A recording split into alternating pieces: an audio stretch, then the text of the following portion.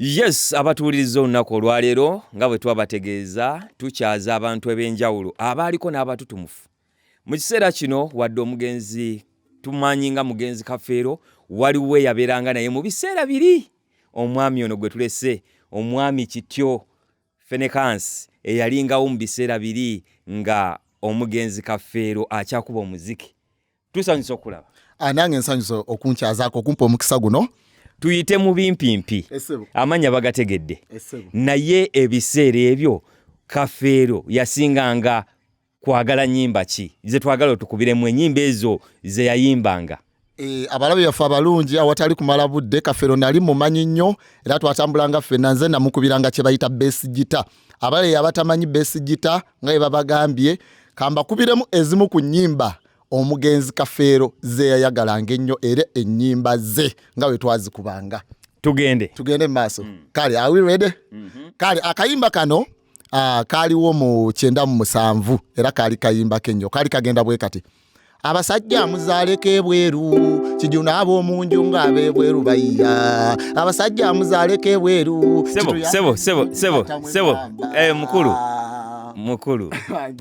Fenekansi watugambye wali ne Kafeero. Era nawangala naye. Okay. Ennyimba ze wali. Waliwo akalala olabika gwe kootomanyi. Kaali kagenda bwe kati. Kayimba ki? Kate kana yali hiti nnyo era ng'ajagala. Kale oh todi tingani what shall we do? Wakawulirako Kafeero. Basebo. Kati waliwo akalala. Nedda kati gwe oli muvuka wa mirembe gino. Mukulu Fenekansi. Soko owulirize gwe yampise. Obuyimba bwa Kafeero obumu tewabumanya. Waliwo kano kaali kagenda bwe kati. Che. Onapenda dezo mwana sala.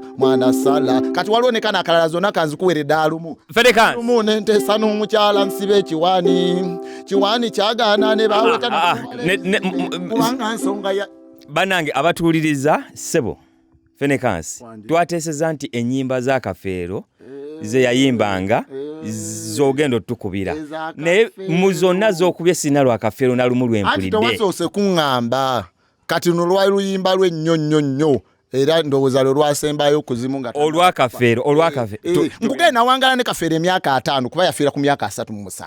Kati luno lwali luyimba lw'ennyonnyo lwagenda nga bwe lwali lumu nentesa n'omukyala olwo nalukubidde mudda.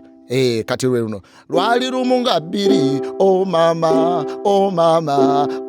Kale lekeraawo no mukulu nakagamba zendeka muwala zendeka waka obudde olabye Kafeero.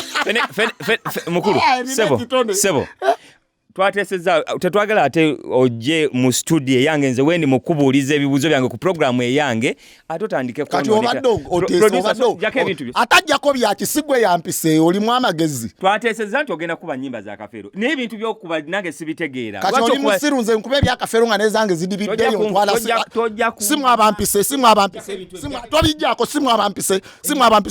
nabadde ngendera na ku Bukedde TV eri bambu nsoko ndagire Bukedde eriruda wakuba eri bambukize mufunye ne ku transport mwana tonkwata Mataayi tobijjako temwampise wano tobijjako wala muli bayaye.